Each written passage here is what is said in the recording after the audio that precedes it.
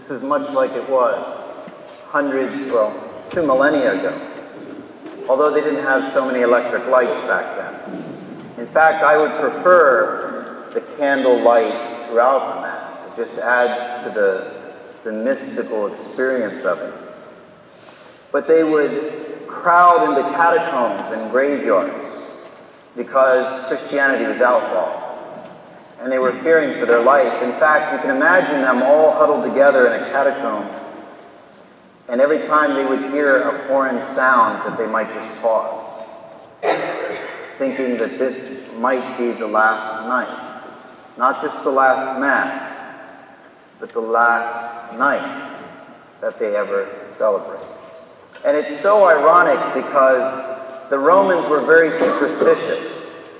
So after dark, they would never go to the graveyards or the catacombs. And you can imagine, it is, for lack of a better term, a divine comedy. Because here are these Christians in the catacombs doing their chants in low voices. And the Romans must have thought it was ghosts. So they wouldn't dare go in. The irony of the whole thing. In fact, later on, some magic words, they might have been eavesdropping, and they heard them say, hoc est sinum corpus meum, or hoc est sinum calix sanguinis. And they thought, hocus pocus is what they're saying. And so these became the magic words that they used. That's where that hocus pocus came from. It was their eavesdropping and thinking something's going on here. But they were crowded into these catacombs, knowing not only that they might be killed or they might lose their land, but that their children might be taken too. Can you imagine them dragging their children into a graveyard? There must have been some great motivation for doing this. Why would they risk it? Let alone the trauma of dragging your child to a place where bodies are. Why would they do this? Well, we start out that way. We start out tonight with the exultant. Let us exult. And sometimes we just kind of miss that, and then we go on to the readings, and we'll listen a little bit more to the readings. But if you listen to this exultet, it starts out and it says, let the heavens exult. And then let the whole earth exult. And then after the earth's done, let the church exult, so much so that the building might shake and fall down. Exalt, let us exalt. This is why they came to the catacombs and the cemeteries. This is why they risked their life. And it starts out with the candle. We might ask the question, in Jesus' time, he's always talking about have your lamp filled. They used oil lamps for everything. So why is this hymn from between the 5th and 7th centuries? Why is it so important that it's a candle? Well, you see, first of all, oil lamps were everywhere because they had groves and groves of olive trees. They used the olive oil for everything. But wax was at a premium. You'd have to pay for wax, and pay a lot. And so the only appropriate light for a Mass was a beeswax candle, because it's the richest thing that could be offered for the highest sacrifice that we would make in the Mass. And not only do we need a candle, because we can't have a little oil lamp here, we can't even have a vat filled with oil with a little wick coming out, because this is not just any candle, this is a pillar of fire. It says it right here in the prayer. This pillar of fire. You remember the pillar of fire. The pillar of fire that led the Israelites during the night. When they were in the darkness, it was a pillar of fire that they followed, and a pillar of cloud during the day. This is what led them out of their slavery. And not only their slavery in Egypt, but the slavery that we all experience, being slaves to sin. So it is truly right and just, with love of mind and heart and devoted service of our voice, to acclaim our God invisible, the Almighty Father, and Jesus Christ our Lord, his Son, who for our sake paid Adam's debt to the eternal Father. You know, as we go through these readings, I often think about it. If you read the book of Genesis, before the fall, we ate plants. We were vegetarians. And then after the fall, we were allowed to eat meat. Thank God for the fall. Can you imagine no bacon? Life without bacon. And so when he says, "Oh, happy fall," that's what he's thinking. He's thinking, thank goodness. Paid Adam's debt to the glory of the eternal Father, pouring out his own dear blood, wiped clean the record of our ancient sinfulness. This is so important because he will go on, as I'm chanting this, I kept losing my place with the notes. Because I would see what I was chanting and I'd be like, oh my gosh, did they just hear this? Or did they miss it? Should we go back and go over it again? Or I would say, oh my gosh, I never thought of that before. And meanwhile, I'm getting distracted and I got to follow the notes and everything here. But when you think about this, oh, truly necessary sin of Adam, destroyed completely by the death of Christ, oh, happy fall, that earns so great, so glorious a Redeemer. He's saying, if we had never sinned, we would have never had this experience of Christ. We never would have had the intimacy with our Father that we have through Christ. And so saying it's a worst case scenario. When I was little, we used to get so mad at Adam and Eve all the time. Whenever we hear this story, we're like, oh, if I were back there in the garden, I would have been so different than they were. And we all know that wouldn't be true for any of us. This is the night in which it is written, the night shall be as bright as day. Dazzling is the night for me.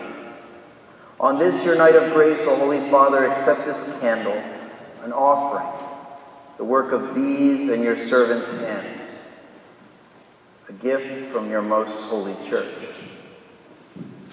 You will go on to say, to ransom a slave, you gave away your son.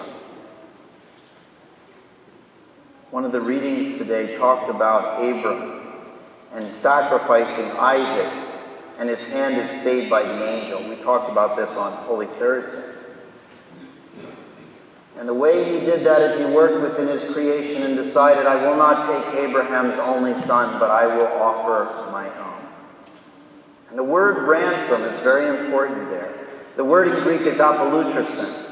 And the lutron was a ransom paid for someone who is at the gallows. If you can imagine someone with a noose around their neck, capital punishment, and you come up and you drop a bag of gold, and they're free. That's the apolutrosin. That's the ransom. But he's not ransoming anyone. He's not ransoming a son or a daughter. He's ransoming a slave. Slaves were not even considered people.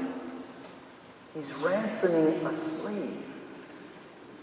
God is lowering himself to become one of us so that he might redeem us. And so this candle is so important because it not only represents the pillar of fire, it represents the light of the world. That we could fill this church, as we did, with candles lit from the original flame, and the original flame is never diminished.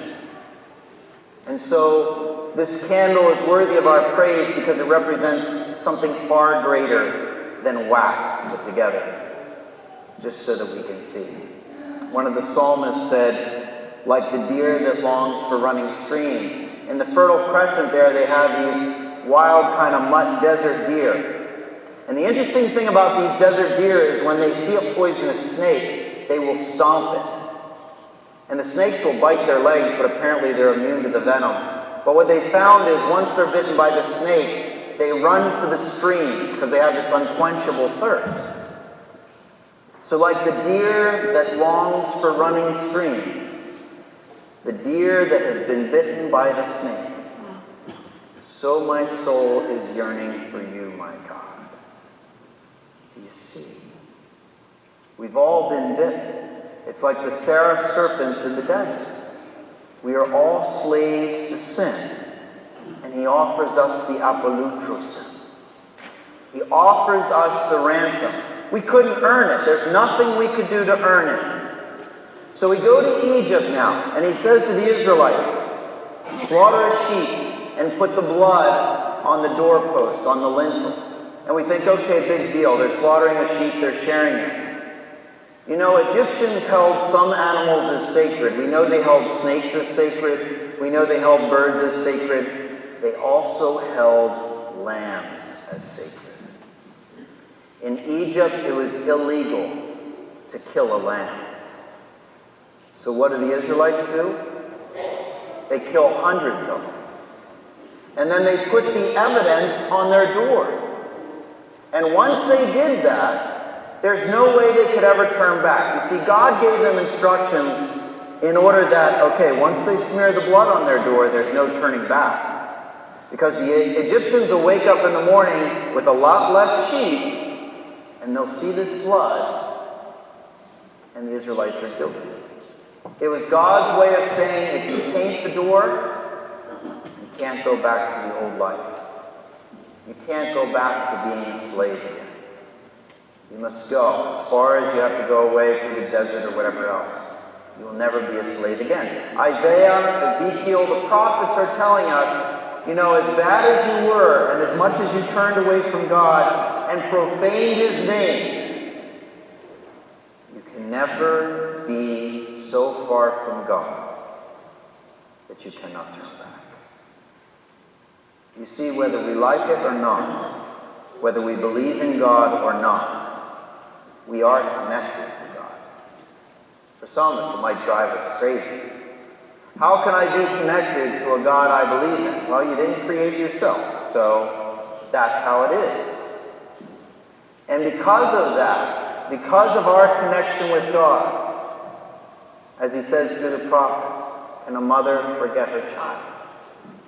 As far as we get away from God, we are always connected.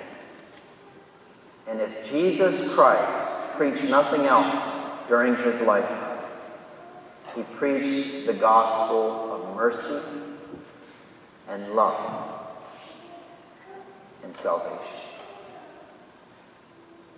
This is why those people gathered in the catacombs and cemeteries. They didn't do it for entertainment, that's for sure. They didn't do it because they were bored. They risked a lot to get here. For those who were coming into the church, it was even more so. You see, the Catholic Church was called a discipline arcana, a secret religion. And rightly so, because they couldn't let anybody in who might go back to the Romans and report where they're celebrating the Mass and get them all killed. So those who were interested in joining the church had to go through a period of preparation, which was more than a year. Most times it was 3 years or more. And when they talked about the scrutinies, they really would scrutinize who they had coming in. And this preparation, they wanted to make sure that you knew what you were getting into. You're only doing this once. And it's not like you can just say, well, made a mistake, I don't want to be that anymore. It changes us, it puts a character. So those who were to be baptized were brought in the night of the Easter Vigil, much like tonight. And they were brought in their birthday suits. Aren't you glad that changed?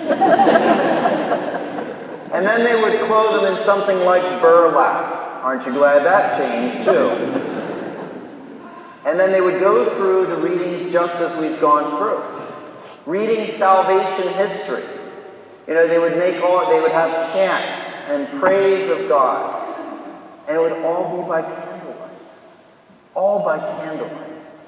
I imagine the smell of wax filled the room, the smell of incense. It was all there.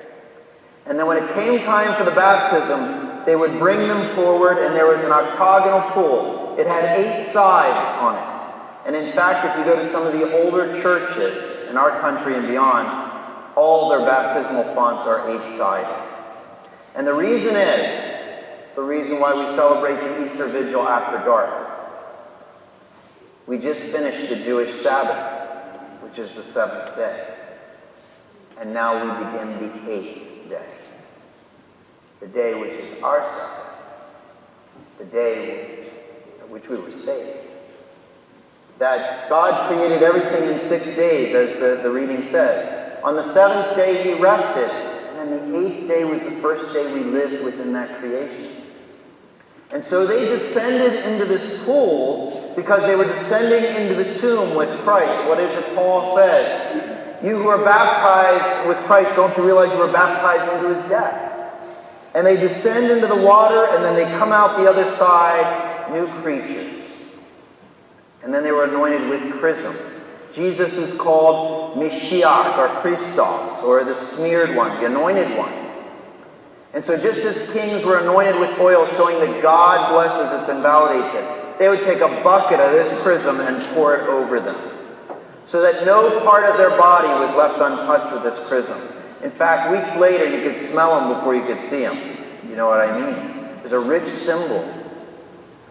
And then after they were anointed, they would be clothed in a white garment, showing their innocence. Because baptism wipes away all sin and any stain of sin. No punishment due to sin is left. Wiped totally clean. In fact, they would come to be called neophyta. The neophytes. It means new sprout, or like a sapling. It's a new growth. A new creature. That this would often be called by the ancients their dies natalis. This is their birthday. And the only other time that term dies natalis would be used is the only other time in their life when this candle would be lit for them. And that would be at their funeral. Because that was their birthday. They were being born into eternal life where we've always meant to be from the very beginning. And then after the garment, they receive a little candle, kind of a replica of this one. Now the Gentiles and the pagan, like the Canaanites, Edomites, all those guys, they would have understood this, because in the ancient world, if you worshiped Zeus or Apollo or Moloch or Astarte or whoever you worshipped, you couldn't be at their temple all the time. So you get little models of them. They were called house gods. And wherever you went, if you traveled, you'd take your house gods with you. And then you got there, you'd set them all up, and then you could do your prayers. So when someone's baptized, we give them a little candle, a little pillar of fire, to be that guiding light. So that every year at the anniversary of their dies natalis, they're coming into the faith, that once again they could light that candle and remind themselves that they are Catholic. And that's what I mean. Once we're baptized, it's not like we can walk outside of the church and be non-Catholic. In fact, it's not like we can even say, I denounce the Catholic Church, or go to another church anymore and be not Catholic. Benedict said this a few years ago. He said, you know what, it's harder to be not Catholic than it has been in the past. Once you're baptized and you're in full communion, you may go away for a while, but you're never not a Catholic. And it may be buried deep, deep down. In fact, you may have buried it deep, deep down. But we're never not a Catholic. It's so deep. It puts a character on our soul. It changes us. And so those individuals would leave the Mass that night, but they would not walk out freely. They would be sent. It would be their missa, their Mass, their mission.